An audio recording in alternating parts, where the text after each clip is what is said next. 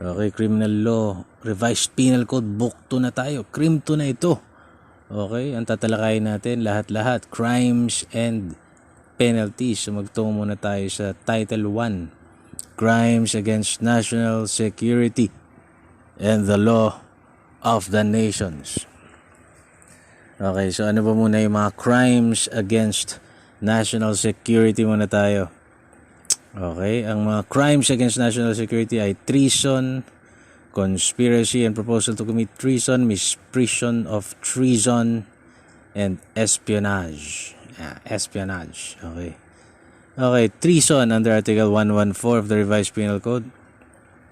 Any person who, owing allegiance to the United States or the government of the Philippine Islands, not being a foreigner, levies war against them or adheres to their enemies, giving them aid or comfort within the Philippine Islands or elsewhere, shall be punished by reclusion temporal to death and shall pay a fine not to exceed 20,000 pesos. No person shall be convicted of treason unless on the testimony of 2 witnesses at least to the same overt act or on confession of the accused in open court. Likewise, an alien residing in the Philippine Islands who commits acts of treason as defined in paragraph 1 of this article shall be punished by prisión mayor to death and shall pay a fine not to exceed 20,000 pesos. Ayan ha. So, any person owing allegiance to the government of the Philippines. Okay? Tapos, you levy war against them. Okay? Or adhere to your enemies.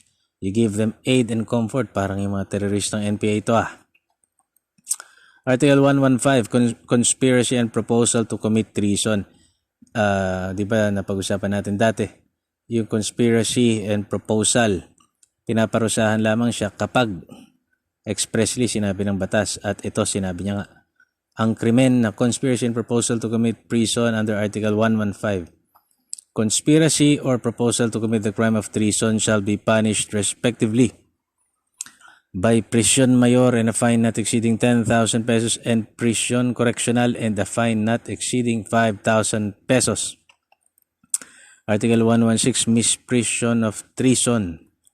Every person owing allegiance to the government of the Philippine Islands without being a foreigner and having knowledge of any conspiracy against them conceals or does not disclose and make known the same as soon as possible to the governor or fiscal of the province or the mayor or fiscal of the city in which he resides, as the case may be, shall be punished as an accessory of the crime of treason.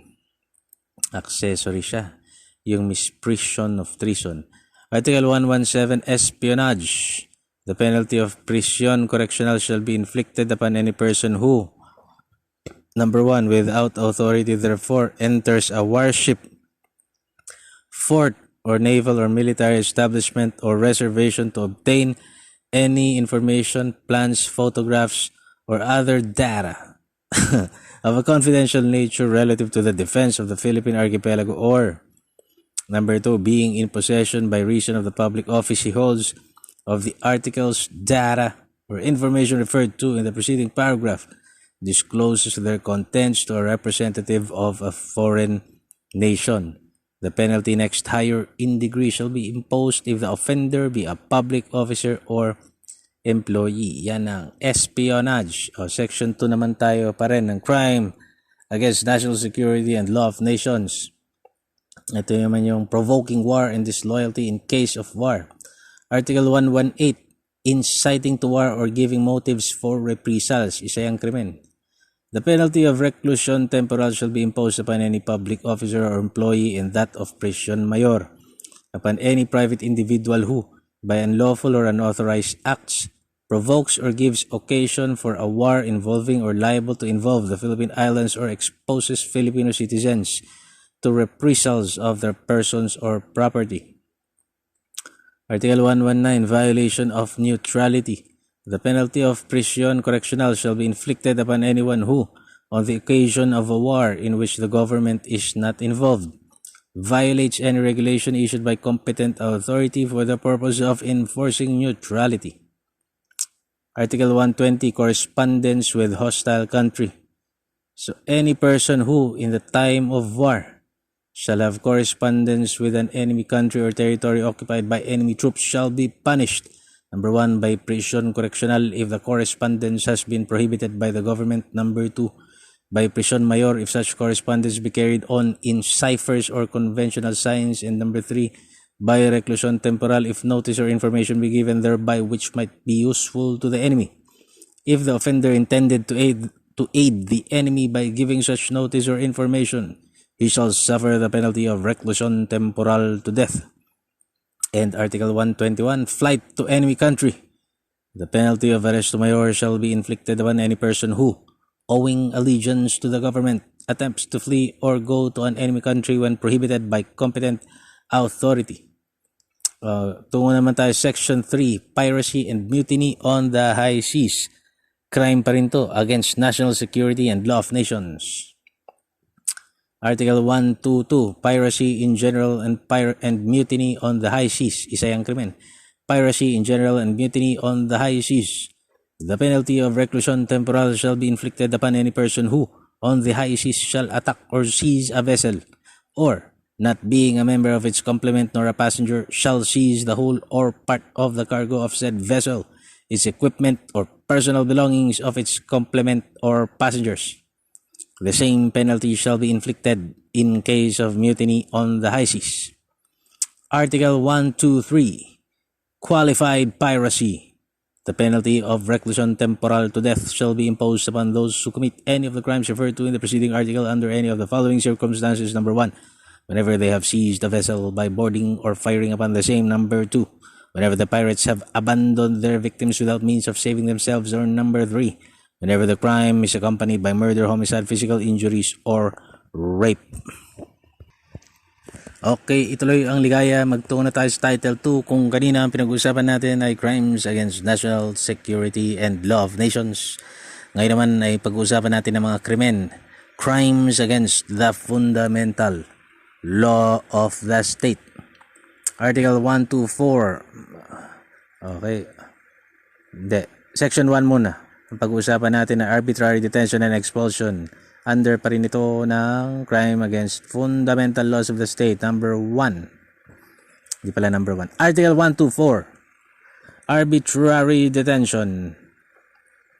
Any public officer or employee who, without legal grounds, detains a person shall suffer. Number 1, the penalty of arresto mayor in its maximum period to prison correctional in its minimum period if the detention has not exceeded 3 days. Number 2, the penalty of prison correctional in its medium and maximum periods if the detention has continued more than 3, but not more than 15 days. Number 3, penalty of prison mayor if the detention has continued for more than 15 days, but not more than 6 months. And number 4, that of reclusion temporal if the detention shall have exceeded 6 months. The commission of a crime or violent insanity or any other ailment requiring the compulsory confinement of a patient in a hospital shall be considered legal grounds for the detention of any person. Article 125, delay in the delivery of detained persons to the proper judicial authorities. Isa yang krimen. The penalties provided in the next preceding article shall be imposed upon the public officer or employee who shall detain any person for some legal ground and shall fail to deliver such person to the proper judicial authorities within the period of 12 hours for crimes or offenses punishable by light penalties or their equivalent. Again, kapag ang sila ay inaakusahan for crimes or offenses punishable by light penalties, dapat madala na sila sa judicial authorities sa period ng 12 hours. Within 12 hours. 18 hours naman. 18 hours. Kailangan dali mo na sila sa judicial authorities for crimes or offenses punishable by correctional penalties or their equivalent. And 36 hours. 36 hours naman. Kailangan madala mo na sila sa proper judicial authorities for crimes or offenses punishable by afflictive or capital penalties or their equivalent. In every case, the person detained shall be informed of the cause of his detention and shall be allowed upon his request to communicate and confer at any time with his attorney or counsel. Article 126, delaying release.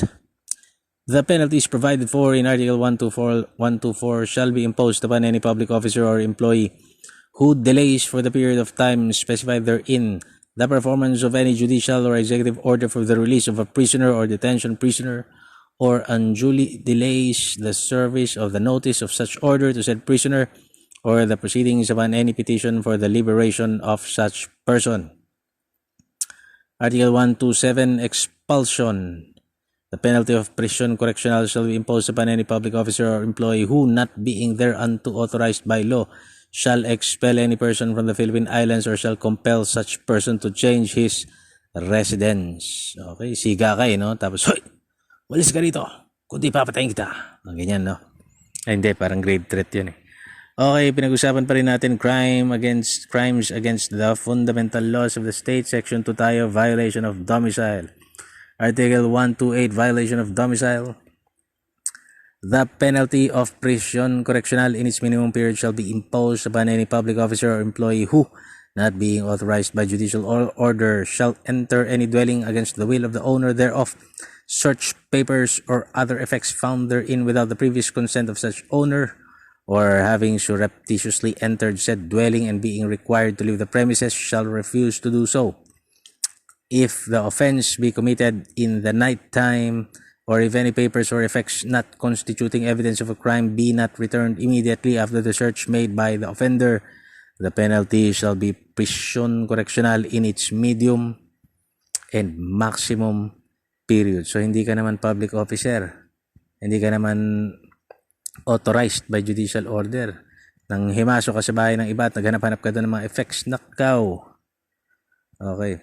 Article 129, search warrants maliciously obtained and abused in the service of those legally obtained.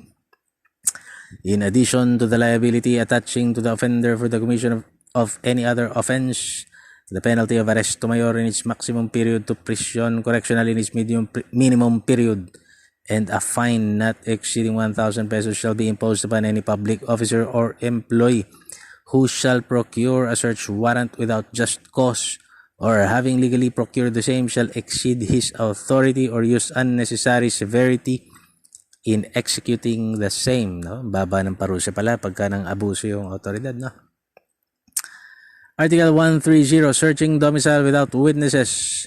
The penalty of arresto mayor in its medium and maximum period shall be imposed upon a public officer or employee who, in cases where a search is proper, shall search the domicile, papers, or other belongings of any person in the absence of the latter, any member of his family, or in their default, without the presence of two witnesses residing in the same locality.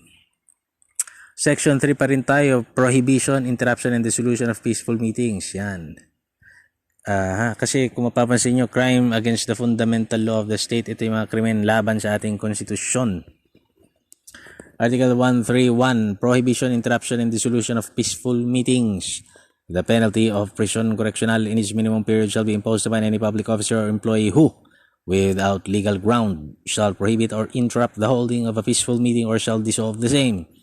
The same penalty shall be imposed upon any public officer or employee who shall hinder any person from joining any lawful association or from attending any of its meetings. The same penalty shall be imposed upon any public officer or employee who shall prohibit or hinder any person from addressing, either alone or together with others, any petition to the authorities for the correction of abuses or redress of grievances. Section 4, crimes against religious worship. Ayan. Kasi nga, fundamental law of the state, sinasabi sa konstitusyon na hindi dapat pagbawalan ng religious worship. Article 132, interruption of religious worship. The penalty of prison correctional in its minimum period shall be imposed upon any public officer or employee who shall prevent or disturb the ceremonies or manifestations of any religion. If the crime shall have been committed with violence or threats, the penalty shall be prison correctional in its medium and maximum periods. Article 133, offending the religious feelings. The penalty of arresto mayor in its maximum period to prison correctional in its minimum period shall be imposed upon anyone who, in a place devoted to religious worship or during the celebration of any religious ceremony, shall perform acts notoriously offensive to the feelings of the faithful. Okay, magpunta naman tayo sa Title 3, Crimes Against Public Order. Yan. Okay, tuloy-tuloy lang tayo. Magtungo na tayo sa Crimes Against Public Order, Title 3 ng Revised Penal Code. Okay, Book 2. Okay, Chapter 1 ng Crimes Against Public Order, Article 134. Rebellion or insurrection, how committed? The crime of rebellion or insurrection is committed by rising publicly and taking arms against the government for the purpose of removing from the allegiance to said government or its laws of the territory of the Philippine Islands or any part thereof of any body of land, naval or other armed forces, depriving the chief executive or the legislature wholly or partially of any of their powers or prerogatives. Article 134A, coup d'etat. How committed? The crime of coup d'etat is a swift attack accompanied by violence, intimidation, threat, strategy, or stealth directed against duly constituted authorities of the Republic of the Philippines or any military camp or installation, communications network, public utilities, or other facilities needed for the exercise and continued possession of power singly or simultaneously carried out anywhere in the Philippines by any person or persons belonging to the military or police or holding any public office or of employment with or without civilian support or participation for the purpose of seizing or diminishing state power. Article 135, ano ba yung mga penalty for rebellion, insurrection, or coup d'etat? Ito na yung kaparusahan sa kanila. Any person who promotes, maintains, or heads rebellion or insurrection shall suffer the penalty of reclusion perpetua. Any person merely participating or executing the commands of others in a rebellion shall suffer the penalty of reclusion temporal. Any person who leads or in any manner directs or commands others to undertake a coup d'etat shall suffer the penalty of reclusion perpetua.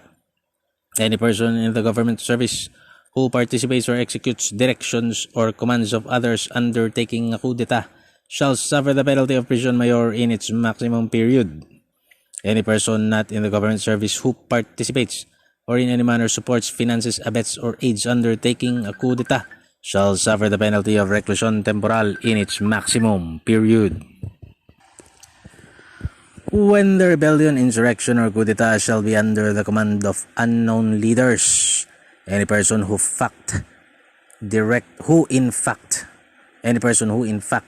directed the others, spoke for them, signed receipts and other documents issued in their name as performed similar acts on behalf or the rebels shall be deemed a leader of such rebellion, insurrection, or coup d'etat. Article 136, conspiracy and proposal to commit coup d'etat, rebellion, or insurrection. The conspiracy and proposal to commit coup d'etat shall be punished by prison mayor in minimum period and a fine which shall not exceed 8,000 pesos. The conspiracy and proposal to commit rebellion or insurrection shall be punished respectively by prison correctional in its maximum period and the fine which shall not exceed 5,000 pesos and by prison correctional in its medium period and the fine not exceeding 2,000 pesos. Article 137, disloyalty of public officers or employees.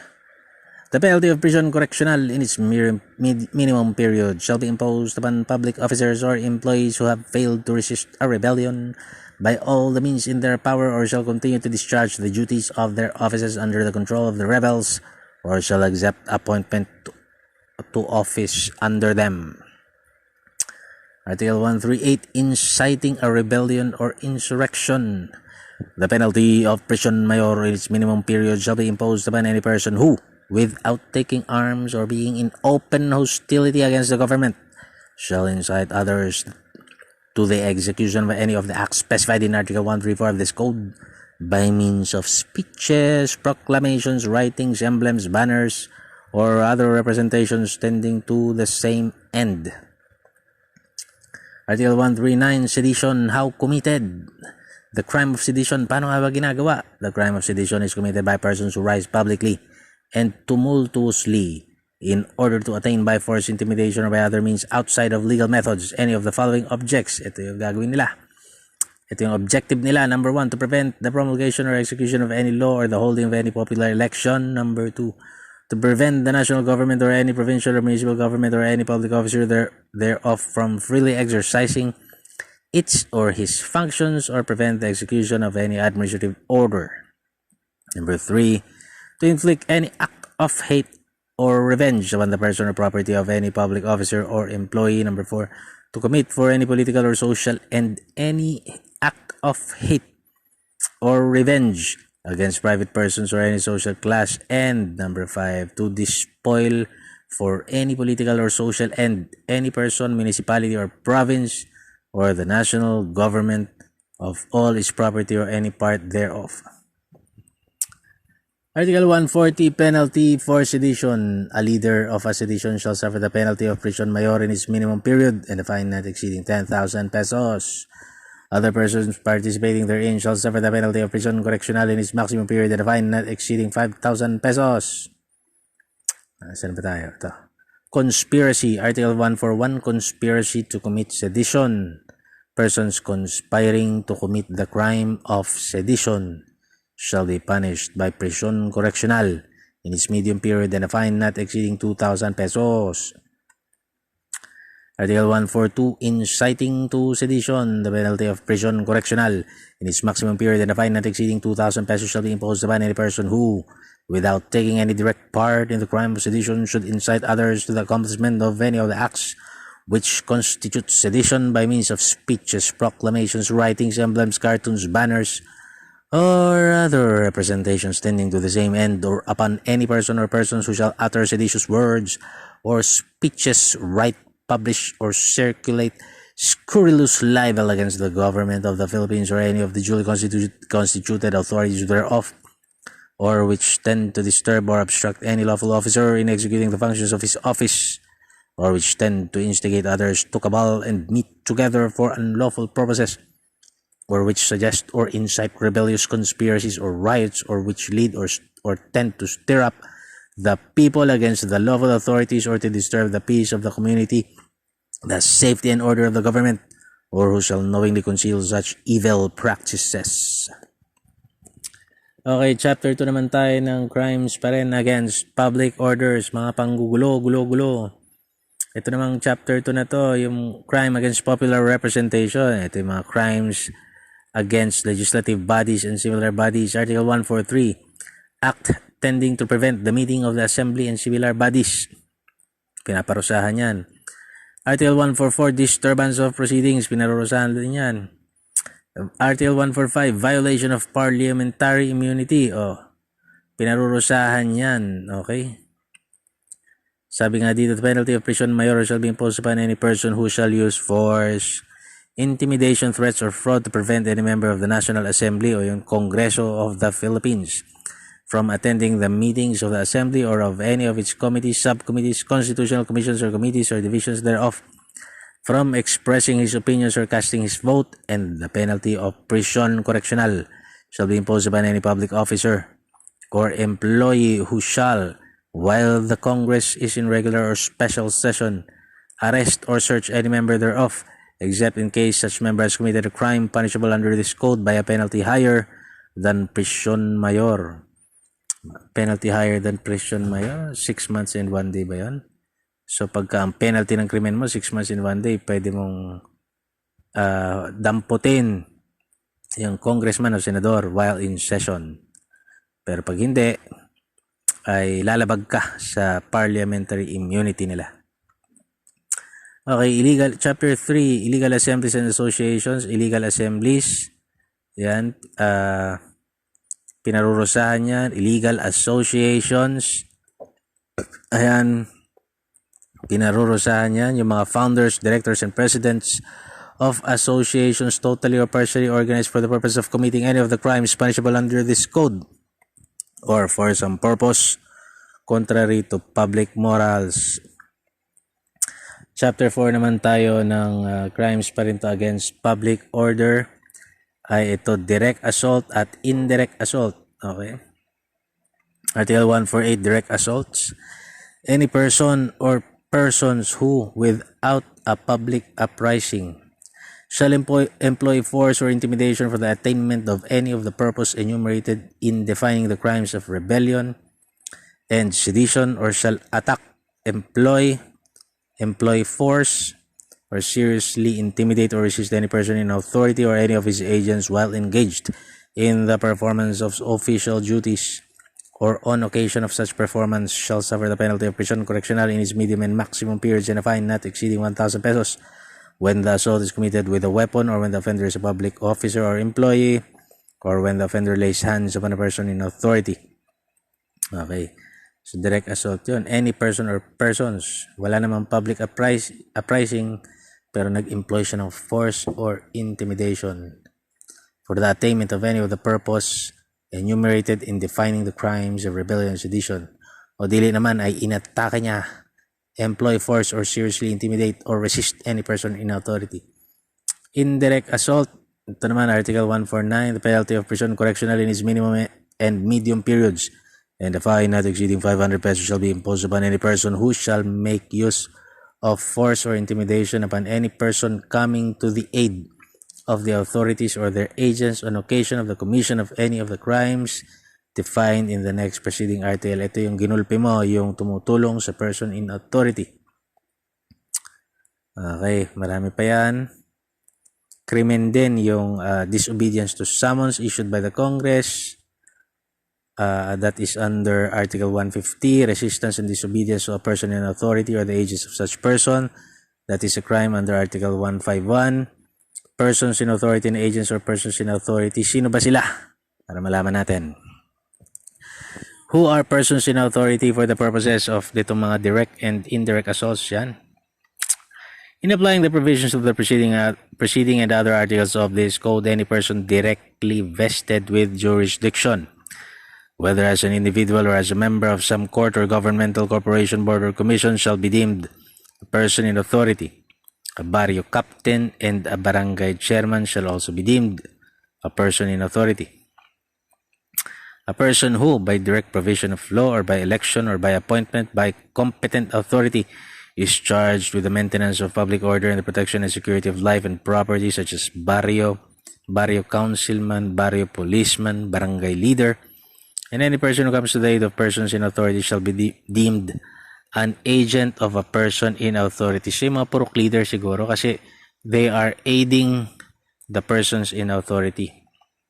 Agent sila of the persons in authority. In applying the provisions of Article 148 and 151 of this code, teachers, professors, and persons charged with the supervision of public or duly recognized private schools, colleges, universities, and lawyers in the actual performance of their professional duties or on the occasion of such performance shall be deemed persons in authority.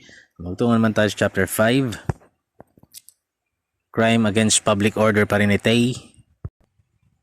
Okay, Article 153, tumults and other disturbance of public orders. Tumultuous disturbance or interruption liable to cause disturbance. Yan. A penalty of arresto mayor shall be imposed upon any person who shall cause any serious disturbance in a public place, office, or establishment, or shall interrupt or disturb public performances, functions, or gatherings, or peaceful meetings if the act is not included in the provisions of Article 131 and 132.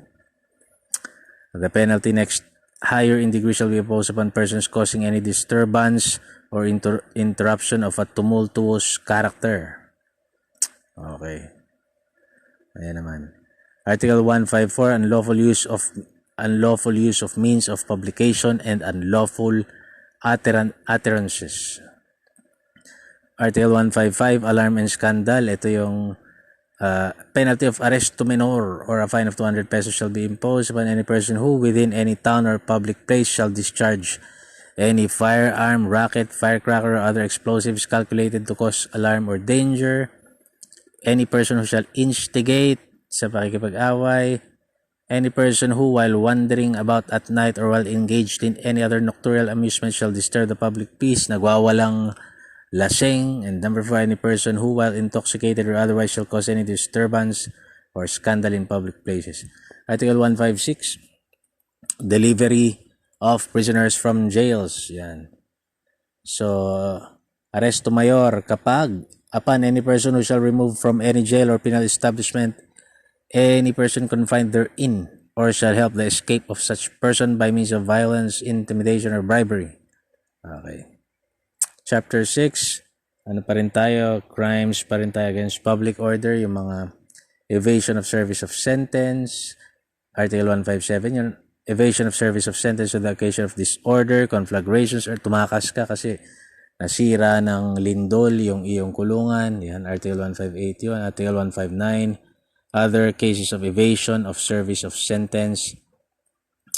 And Article 160, ito yung commission of another crime during service of penalty imposed for another offense. So any person who shall commit a felony after having been convicted by final judgment before beginning to serve such sentence, or while serving the same, shall be punished by the maximum period of the penalty prescribed by law for the new felony. Ito, natalakay na natin to kung di ako nagkakamali. Ito yung quasi-recidivist. Sineserve mo pa lang yung sentensya mo, bumira ka na naman. Parang gano'n. Ito yata yun. Yun. Any convict of the class referred to in this article who is not a habitual criminal shall be pardoned at the age of 70 years if he shall have already served out his original sentence or when he shall complete it after reaching the said age, unless by reason of his conduct or other circumstances he shall not be worthy of such clemency. O, dyan muna tayo magtatapos. Marami pa tayong babasahin. Crimes against public interest, crimes against public morals, crimes committed by public officers, crimes against persons, yung mga murder, crimes against personal liberty and security, crimes against property, crimes against chastity, crimes against the civil status of persons, crimes against honor, and quasi-offenses. Stay tuned!